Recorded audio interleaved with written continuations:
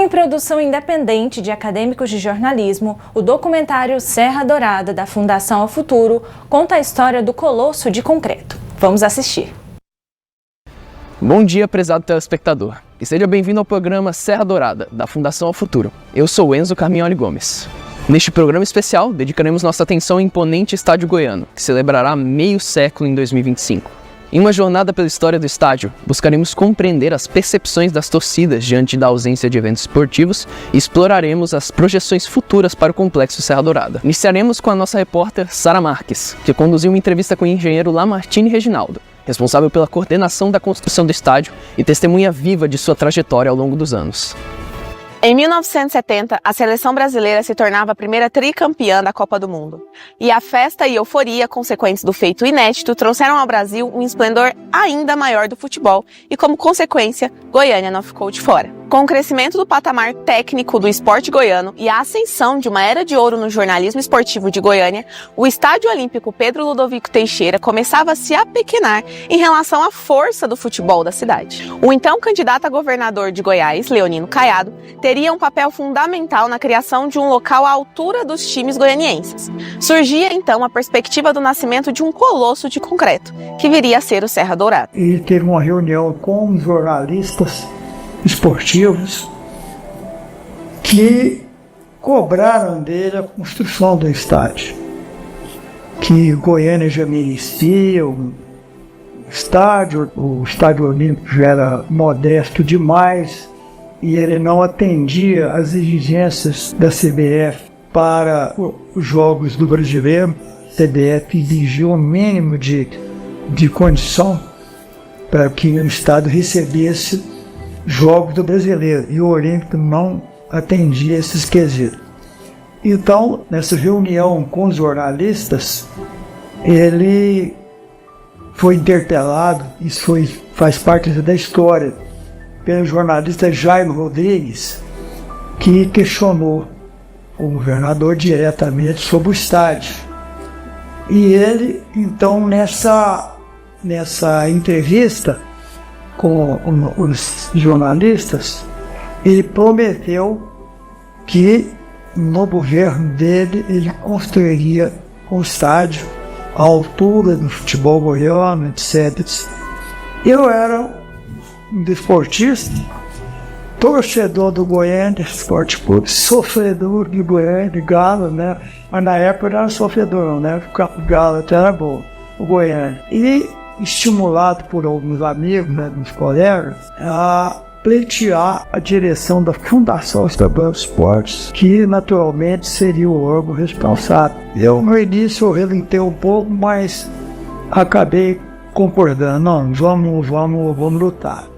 E até me disputo pela nomeação como diretor-geral da Fundação Estadual de Esportes. E diante do impasse, né, até político, administrativo, sugeriram ao Leonino que ele fizesse uma entrevista com esses candidatos, inclusive eu, para que ele ouvisse de cada um o que cada um pretendia, se eu, vamos dizer assim, coincidir com os pensamentos dele. E chegou a minha vez, eu tinha preparado um trabalho, já focando inclusive a possibilidade do estádio, com algumas ideias e tal. E depois de entrevistar os 4 candidatos, o Leonino, sem que nos desse nenhum aviso, no dia seguinte ele publicou no Jornal Popular, Lamartine Reginaldo será o novo diretor. Então nascia o projeto do Estádio do Governo do Estado de Goiás, que viria a ser apelidado de Serra Dourada, por meio de um concurso público, o nome característico vindo do senhor Geraldo Luiz de Moraes. Aí começou, porque o Leonino era assim, muito objetivo e muito pragmático no sentido das coisas que ele queria. Então, logo quando ele assumiu, ele deu posse, ele me chamou para a gente fazer um despacho e colocou na mesa o estádio. Eu já tinha em mente, não é, muita coisa, eu disse, olha, Leonino, eu gosto de trabalhar com pessoas especializadas. Pedi a ele que tivesse a disposição de 3 arquitetos logicamente, eram os melhores da SUPLAN que colocasse à minha disposição na fundação para que eu, com esses 3 arquitetos, iniciássemos todo o trabalho voltando para a construção do estádio. O Armando Scartesini, Silas Varese, o Ariel, o Leonino era assim, sabe? Ele, quando ele tinha convicção e confiança, ele não deixava para amanhã nada. Então, na mesma hora, ele chamou o secretário, bate agora um decreto, colocou à disposição da Fundação Estadual de Esportes os arquitetos fulano. O estádio Serra Dourada, na época, foi considerado um dos mais modernos do mundo. Um dos seus maiores destaques até hoje é a organização para a locomoção até os jogos. Com um terreno de 550 mil metros quadrados, a área comporta o Ginásio Goiânia e um estacionamento para até 6 mil veículos. Mas também foram feitos estudos na época que almejavam incluir quadras para o uso da população, museus e restaurantes em conjunto ao Serra. Aquela área do Jardim Goiás, ela saltava aos olhos da gente. Parece que ela pedia, Senhor, é aqui. Mas era uma área privada, de propriedade do Lorival Lousa, era o loteamento dele, a área era dele. O Lousa teve uma participação muito boa, muito espetacular, estendimento. Ela não criou nenhum tipo de obstáculo, passando 2 anos só fazendo projeto e disposição.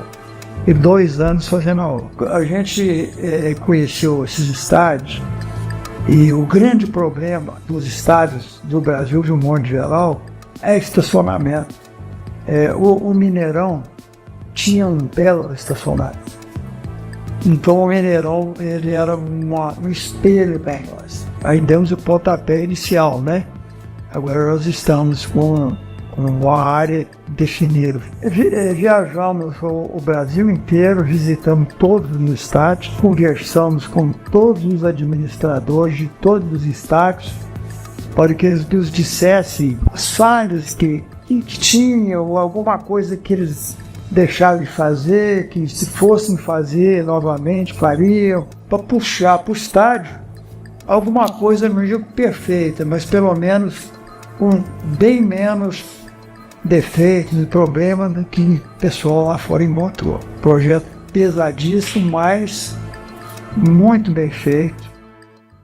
A construção do Serra Dourada iniciou-se no dia 31 de março de 1973, após 1 ano, 11 meses e 9 dias de jornadas de trabalho que começavam às 6 da manhã e se encerravam às 10 da noite para Lamartine e sua equipe. O estádio, construído sobre 48 mil metros cúbicos de concreto armado, finalmente estava livre para brilhar no futebol brasileiro. A inauguração do Serra concretizou-se no dia 9 de março de 1975, em uma partida entre a seleção goiana e a seleção portuguesa, que resultou em um público de 76 mil espectadores, com um placar de 2-1 para a seleção goiana, abrindo com chave de ouro a história do Serra.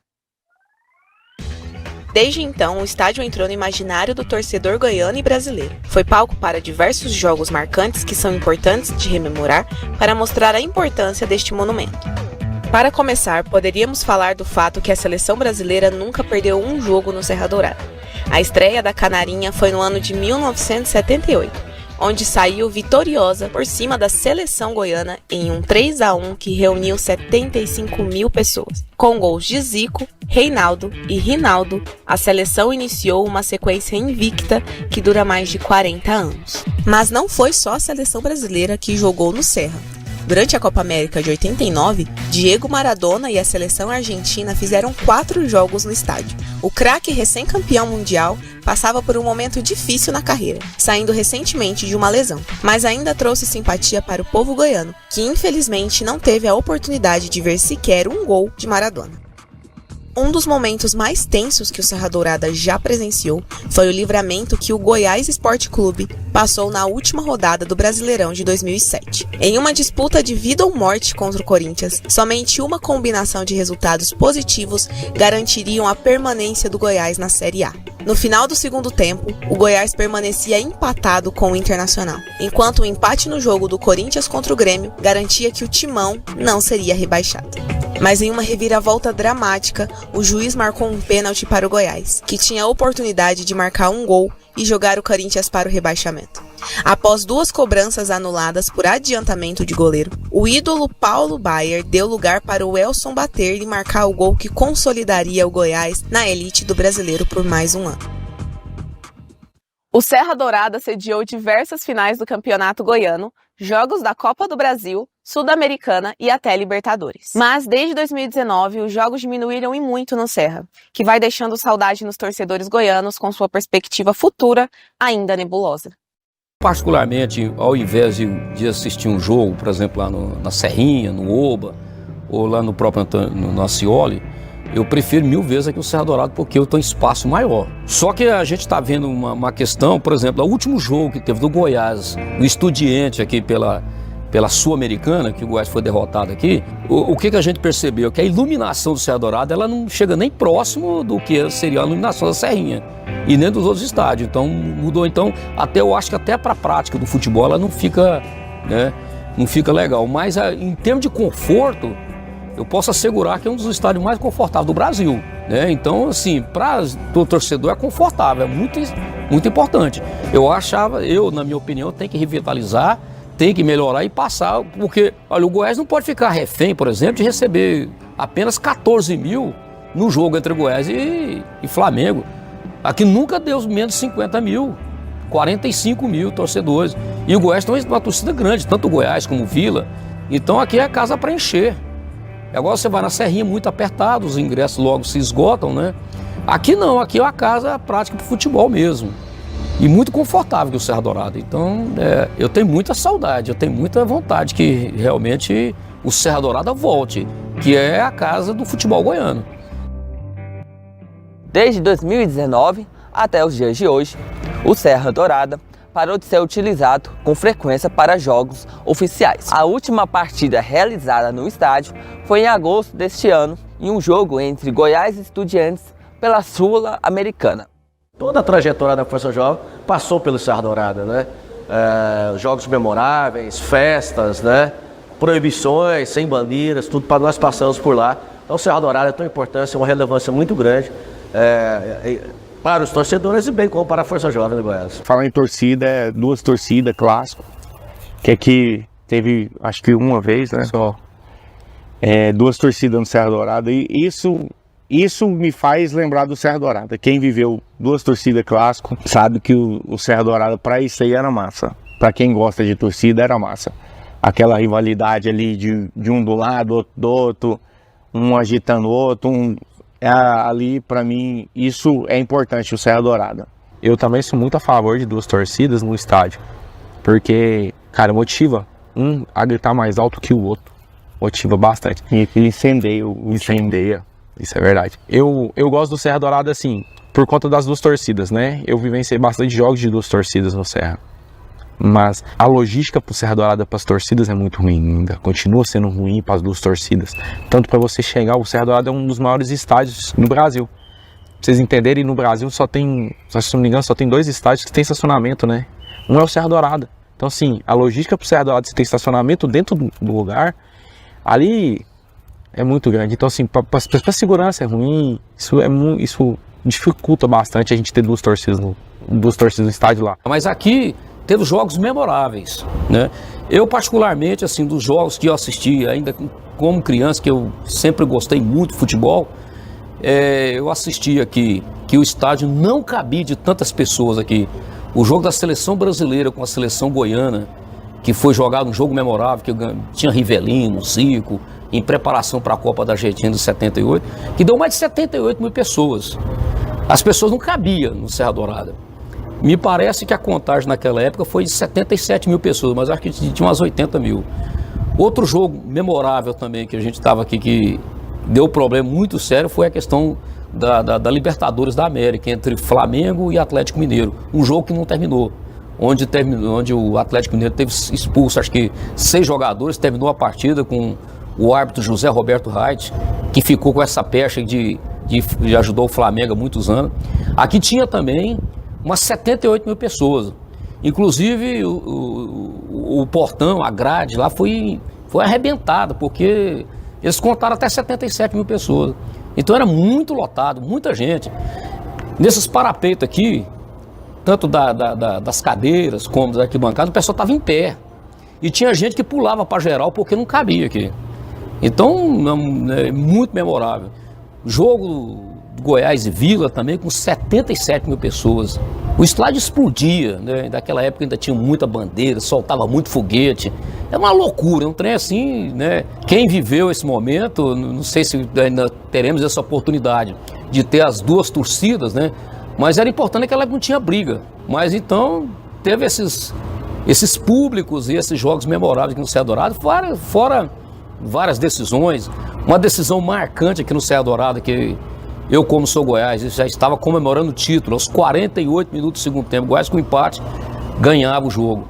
O Atlético vai e faz um gol com o Lino de cabeça e aí despacha a torcida do Goiás. Então, assim, são várias memórias importantes que o Serra Dourada realmente é um estádio muito confortável para assistir jogo. Agora abordaremos a lacuna de eventos no estádio e as consequências desse abandono agravadas desde 2019.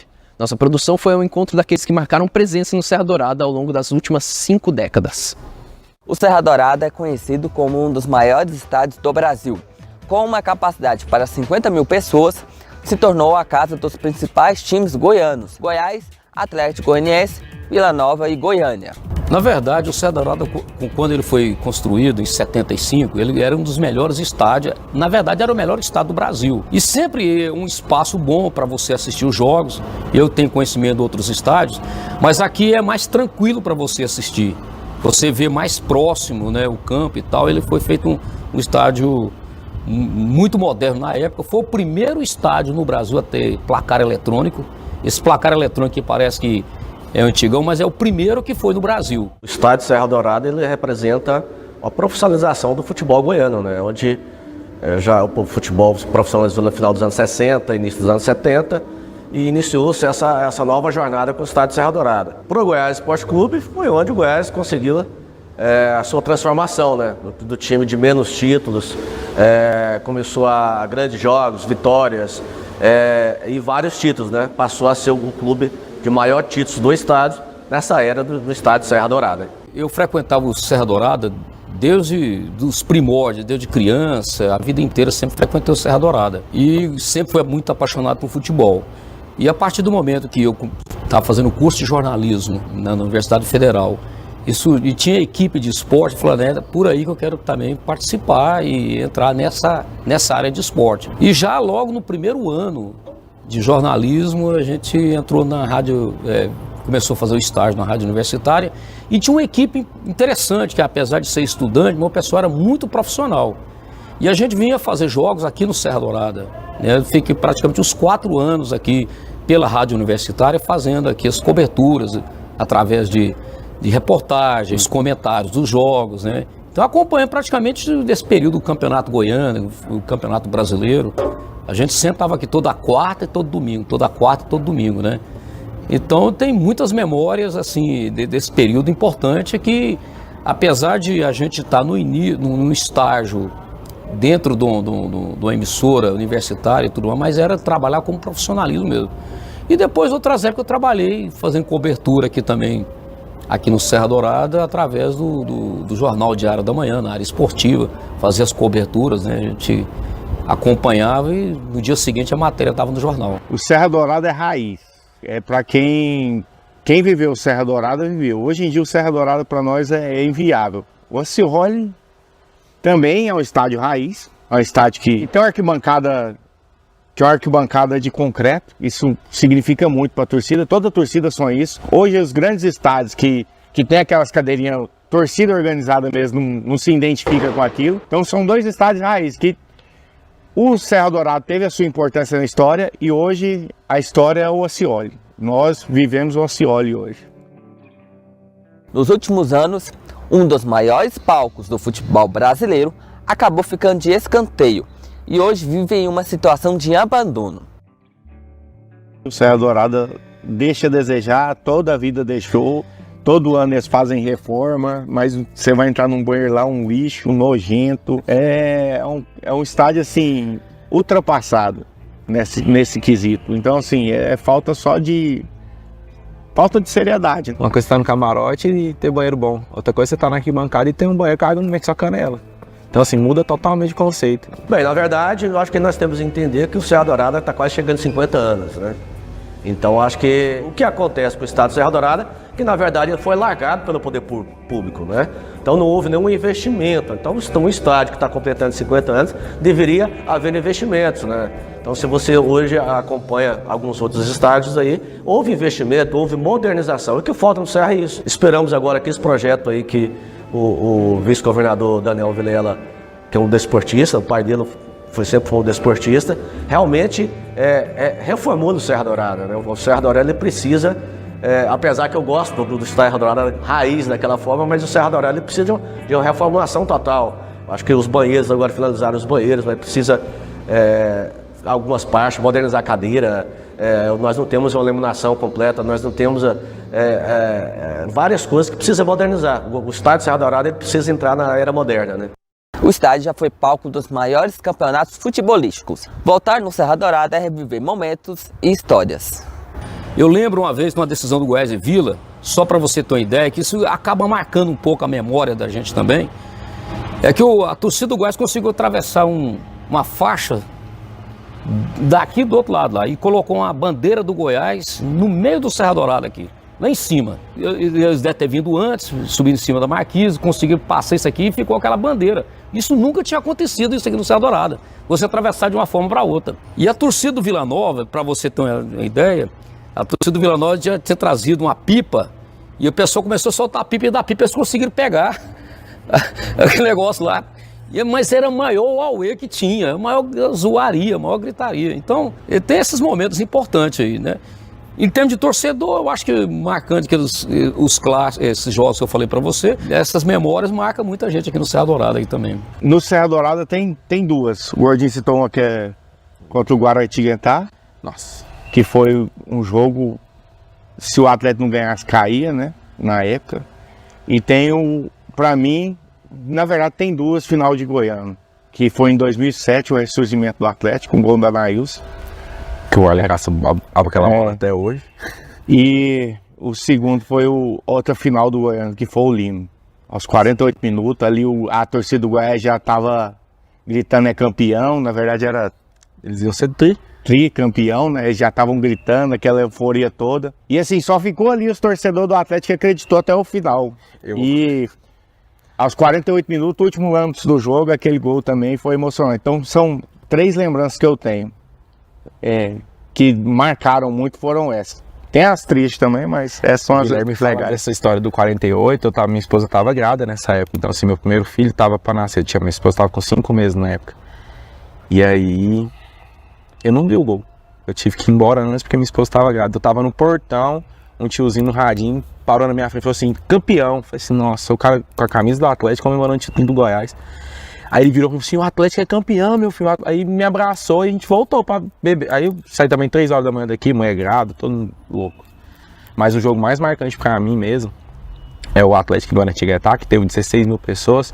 Um jogo que ninguém imaginava que se a gente perde ali ou empata, a gente rebaixa e mudava todo mundo. Só Deus sabe o que seria do Atlético se a gente rebaixa aquele ano. Né? São várias, né? Eu, por exemplo, eu tive a oportunidade, a felicidade de ver e no primeiro jogo no estádio de Serra Dourada, levado pelo meu pai em 1981. Tinha lá meus 9 anos, um jogo Flamengo e Goiás, entrega das faixas, né? Flamengo com Zico, Lico, aquele timaço, e Goiás com Luvanor, Zé Teodoro, Cacau. Então, assim, esse é um momento marcante, né?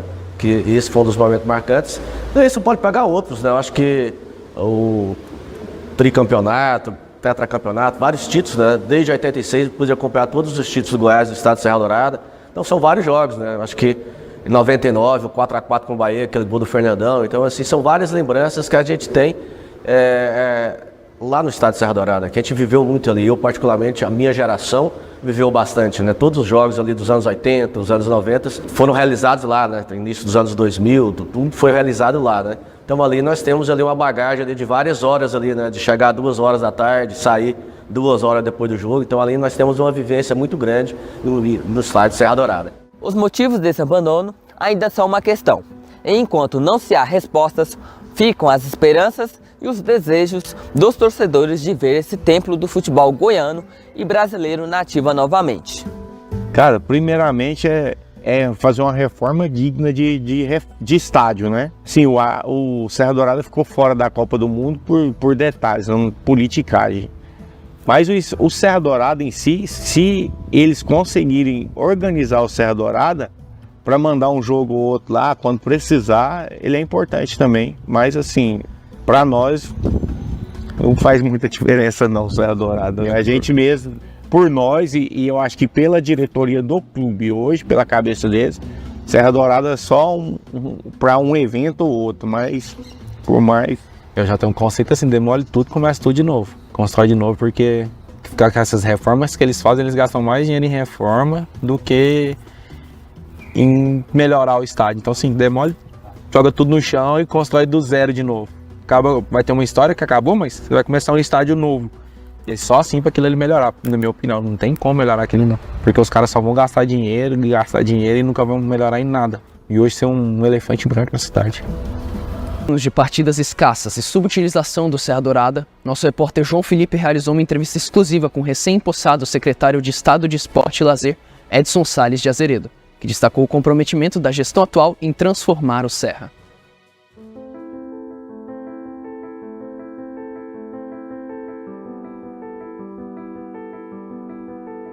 Eis aqui um monumento que, apesar de sua rica história, está olhando firmemente para o futuro. O governo de Goiás está empenhado em moldar indo além do futebol e transformando-o em um centro multifuncional. Vamos explorar as perspectivas futuras e os planos estratégicos que visam entregar o Serra Dourada à vida da comunidade.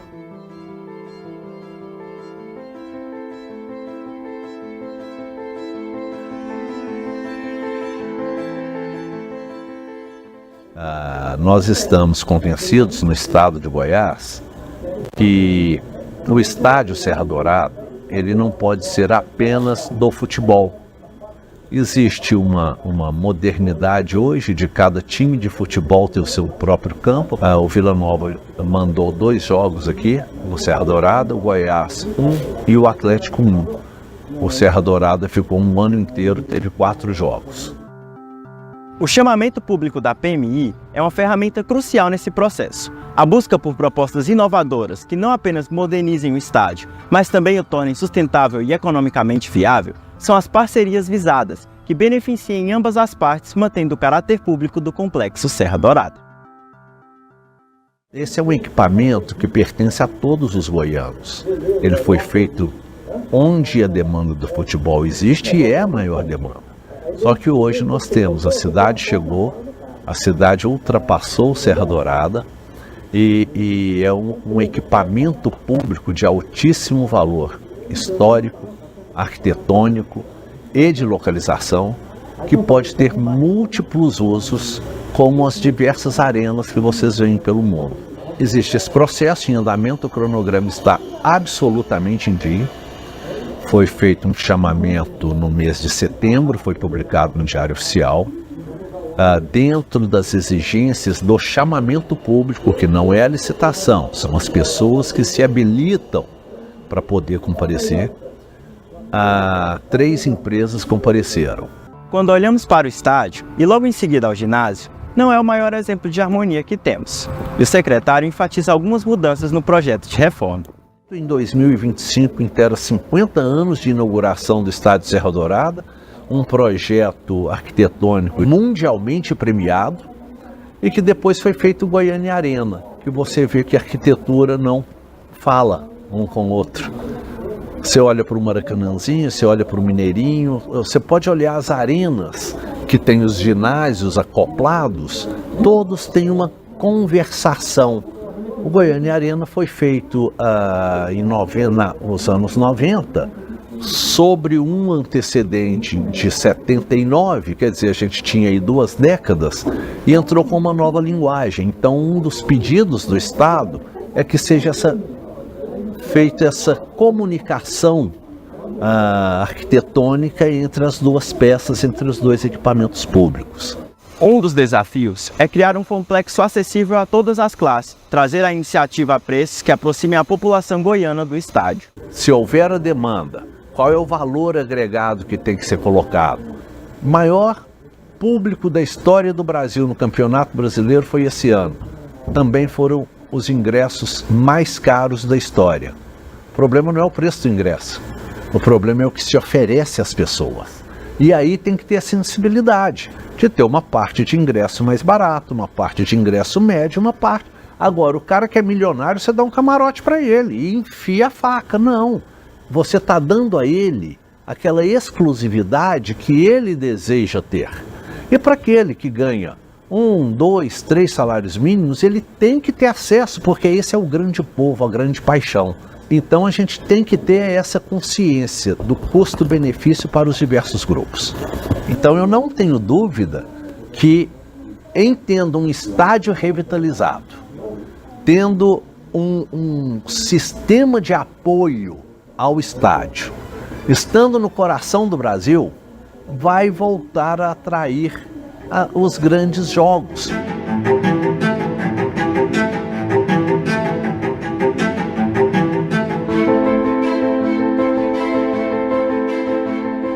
O Serra Dourada está se reinventando, transcendendo sua história gloriosa no futebol para se tornar um símbolo multifuncional e inclusivo para toda a cidade de Goiânia. O futuro do estádio está sendo moldado para a participação ativa da comunidade, refletindo a visão de um espaço que vai além dos eventos esportivos, se integrando à vida diária de todos os goianienses. Encerramos assim Serra Dourada, da Fundação ao Futuro. Agradecemos pela sua audiência e até a próxima.